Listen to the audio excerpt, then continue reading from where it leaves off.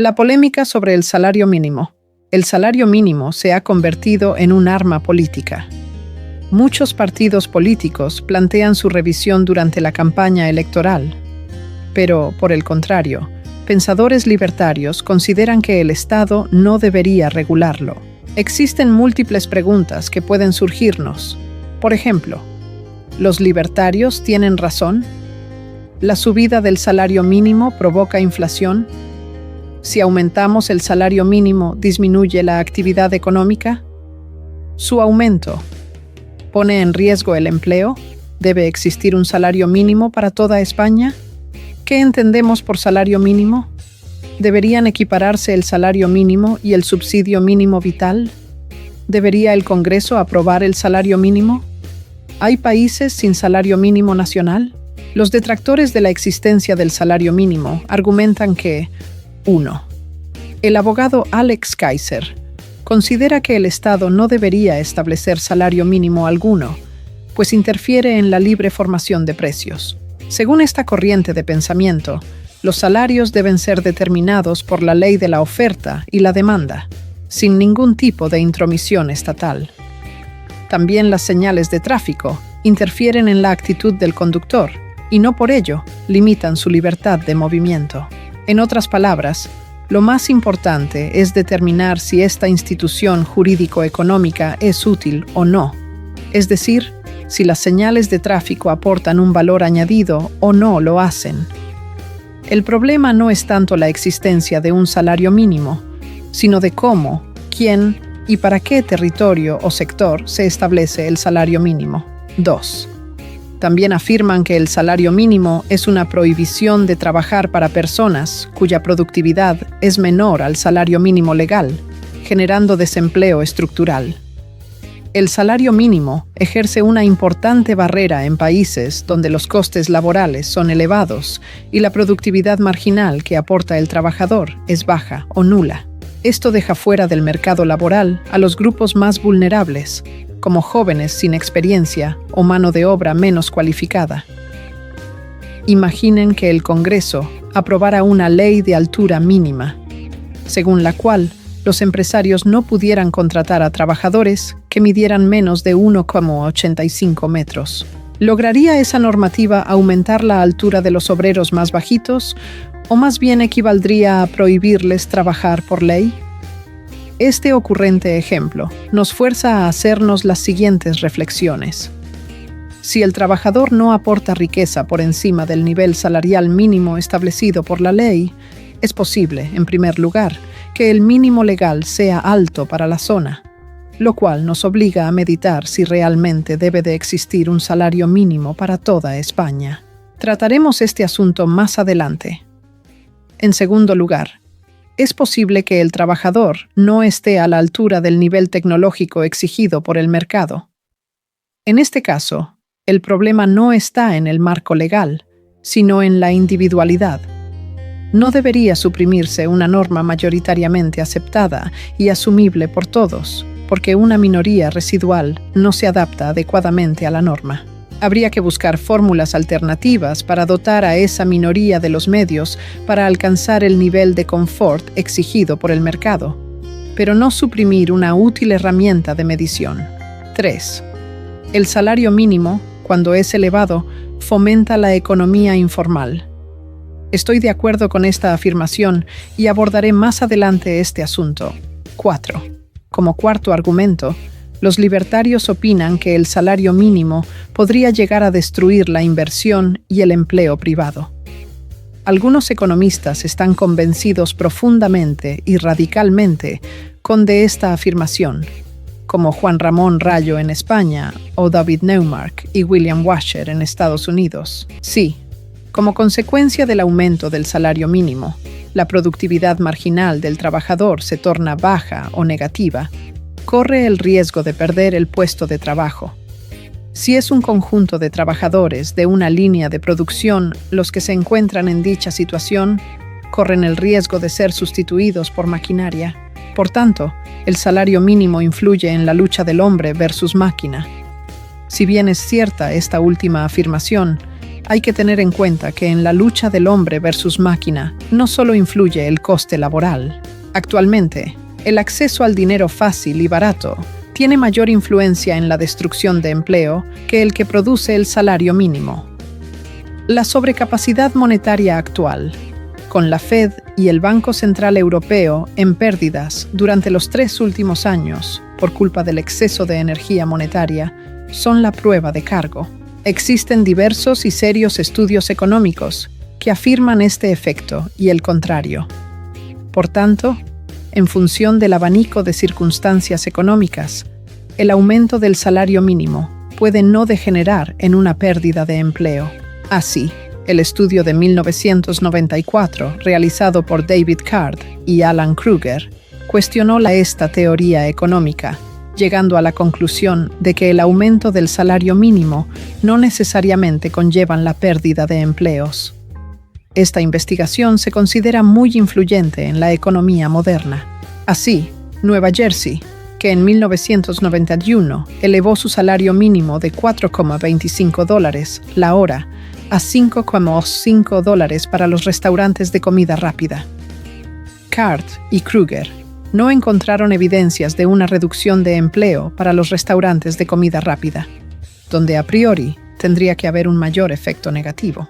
De hecho, en España, el salario mínimo ha venido creciendo fuertemente durante los últimos años y no parece que la economía se haya resentido por el aumento.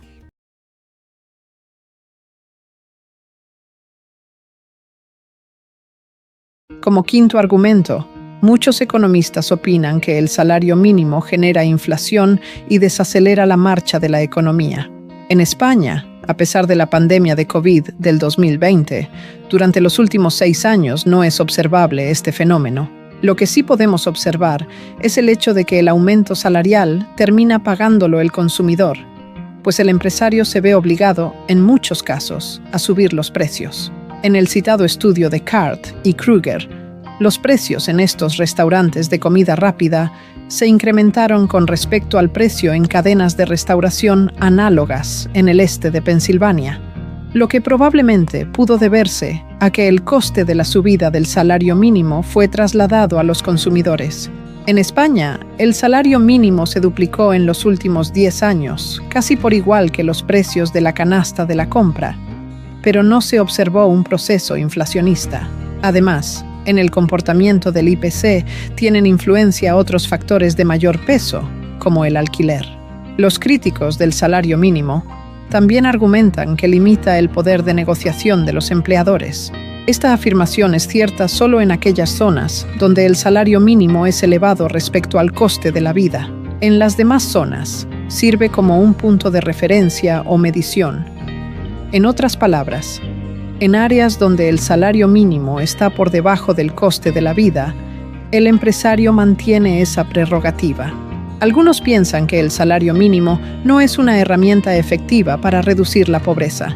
Esto es correcto, dado que este utensilio no tiene por objeto reducir la pobreza. La mejor manera que tiene un gobierno para reducir la pobreza es 1.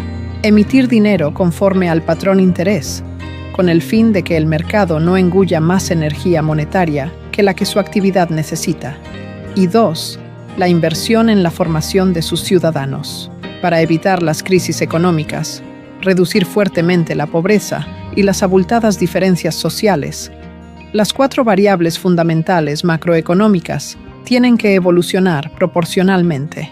Alex Kaiser considera que la forma genuina de aumentar los sueldos es mediante el crecimiento económico, la inversión en capital y la innovación, factores que incrementan la productividad de los trabajadores de manera orgánica. Esta afirmación es correcta, pero no tiene nada que ver con la necesidad de una referencia legal que es útil, como veremos, para la administración de justicia y la economía. Los defensores del salario mínimo. Una de las principales razones por las que defiendo el salario mínimo es por su uso como referencia judicial y de negociación colectiva para sueldos de categorías superiores. Efectivamente, los jueces tienen que saber cuál es el salario mínimo inembargable. Y debe de existir un salario mínimo inembargable, porque, de lo contrario, estaríamos cuasi obligando a personas que trabajan a cometer delitos para sobrevivir. Los costes judiciales y policiales serían más elevados para el Estado que la protección de un colectivo de ciudadanos que ya tienen bastante peso con verse limitados a recibir únicamente el salario mínimo, cobren lo que cobren. También por esta misma razón estoy a favor del subsidio mínimo vital. Ahora bien, no encuentro justificación para que exista una diferencia tan grande entre el salario mínimo y el subsidio mínimo vital. En teoría, el salario mínimo y subsidio mínimo vital deberían ser la cuantía mínima de retribución para vivir una persona en una determinada zona. El Estado debería contar con instituciones que den cobertura al resto de la unidad familiar cuando el pater familias cae en desgracia. El salario mínimo también sirve como punto de referencia para las negociaciones salariales, tanto personales como colectivas, en cualquier industria. Dicen que eleva la productividad del trabajo de manera endógena. Por ejemplo, puede suponer un estímulo keynesiano sobre el resto de la economía. Debo resaltar que el incremento de precios y salarios reduce el endeudamiento público en términos de PIB y el endeudamiento relativo de los hogares. Igualmente, también en parte por el motivo anteriormente citado, un aumento del salario mínimo puede estimular al trabajador, identificándose con su trabajo y volviéndose más eficiente. El mayor coste laboral inducirá a los empresarios a reducir sus ineficiencias organizativas internas, o porque el mayor salario desincentivará la alta rotación de empleados en un mismo puesto de trabajo. Efectos de la nivelación del salario mínimo. El salario mínimo, cuando es elevado, fomenta la economía informal. No tiene el mismo poder adquisitivo 1.381 euros al mes, en 12 pagas en Madrid, que en un pueblecito perdido de una zona montañosa y recóndita de la provincia de Zamora.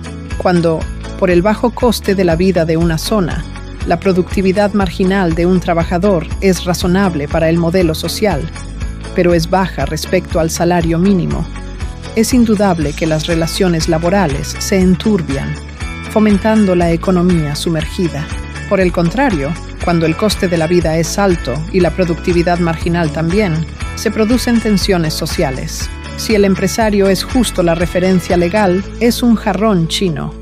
Y si el empresario tan solo se limita a pagar el salario mínimo, estará moralmente abusando y generando a largo plazo un problema social. Por tanto, en mi opinión, no debería de existir un salario mínimo para toda España. Los actores sociales de cada zona económica, en régimen de competencia institucional normativa, deberían determinar el salario mínimo aplicable. Varios países, especialmente en Europa, no tienen un salario mínimo nacional, dependiendo en su lugar de la negociación colectiva entre sindicatos y patronales para fijar salarios, como es el caso de Dinamarca, Suecia, Finlandia, Italia, Noruega, Islandia, Austria y Chipre, donde el 90% o más de los trabajadores están cubiertos por convenios sectoriales. Estos modelos funcionan mediante fuertes pactos colectivos, no por ley, considerando a estos de suficiente protección para el trabajador. Me parece más apropiado que el salario mínimo sea por áreas geográficas que por sectores de actividad, dado que el denominador común de todos los sectores es el área de actividad. De hecho, la lógica conlleva a que, en Austria, la mayoría de los sectores ya aplican un suelo salarial bruto de 1.983 euros brutos mensuales prorrateados en 12 pagas. A medida que el territorio de aplicación es más pequeño, tiene mayor sentido que su aplicación sea territorial y no sectorial. Los convenios colectivos tienen su razón de ser para negociar los salarios de los restantes niveles profesionales, tomando como referencia el salario de la zona. En Suiza, algunos cantones tienen regulado el salario mínimo, pero no existe esta figura a nivel federal. Hay países, como Etiopía, que ni tienen salario mínimo nacional, ni los convenios colectivos que regulan este aspecto llegan a cubrir al 10% de los trabajadores. El estado de Nueva York no tiene un salario mínimo único para todo su territorio, sino que varía según la región geográfica.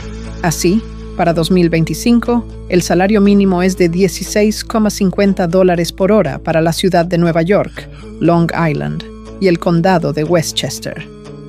Para el resto del estado de Nueva York es de $15,50 por hora. ¿Quién y cómo se debe aprobar el salario mínimo?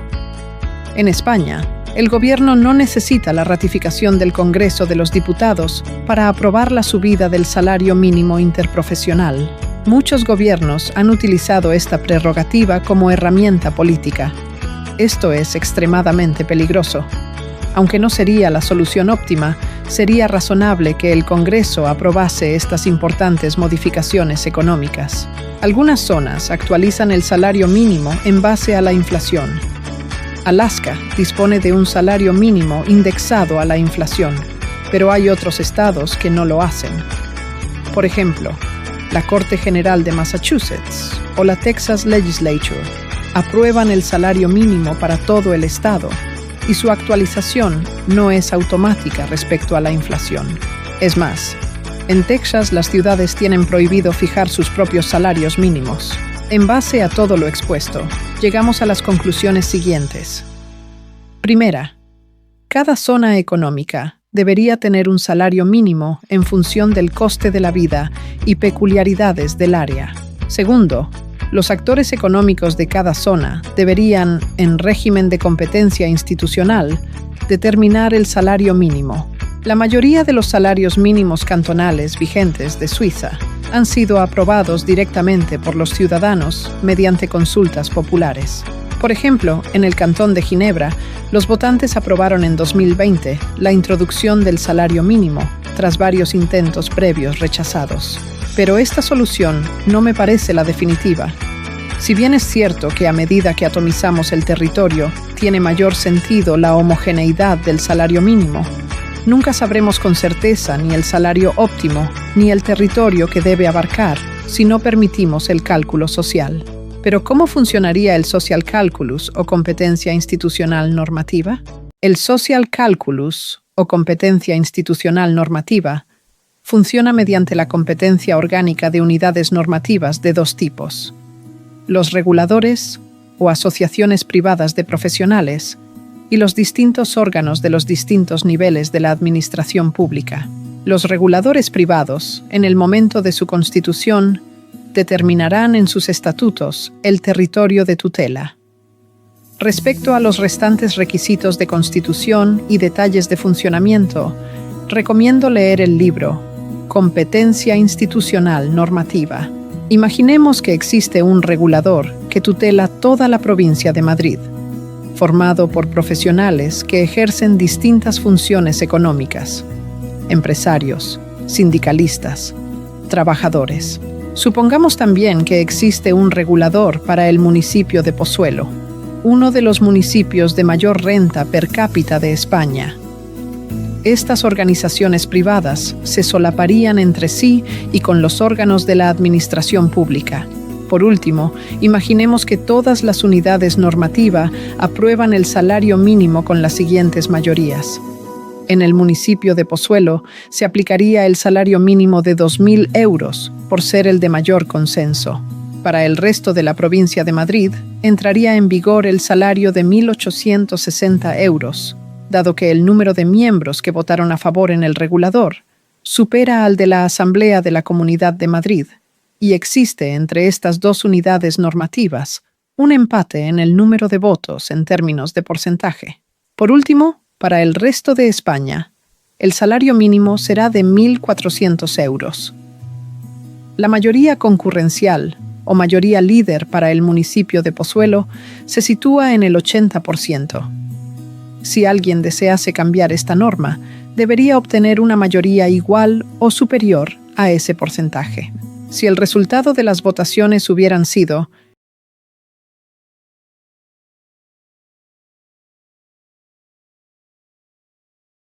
en el municipio de Pozuelo, no se aplicaría el criterio estatal, sino el de la Asamblea de la provincia.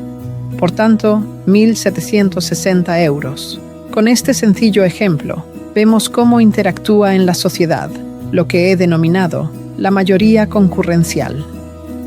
El social calculus revolucionarán todas las ciencias sociales, pues es aplicable a múltiples aspectos normativos, como la seguridad, limpieza de residuos sólidos urbanos, planes contra incendios, planes contra inundaciones, etc. El social calculus es al derecho lo que el cálculo diferencial lo fue a las matemáticas, pues la filosofía de trabajo es exactamente la misma. La integración de pequeñas unidades de la sociedad civil en el aparato normativo es clave para lograr un marco jurídico integral, sólido y dinámico. El Estado está diseñado para problemas de escala, no para abordar la tan necesaria microcirugía legal. La destrucción creativa tiene que ir acompañada casi en paralelo de la destrucción normativa. De lo contrario, la administración de justicia se torna injusta y judicializamos las externalidades. Sin competencia institucional normativa, el hombre perderá su lucha contra la IA robótica. Pedro Gómez Martín Romo, profesor, máster en Asesoría Financiera y Seguros, Universidad Politécnica de Valencia.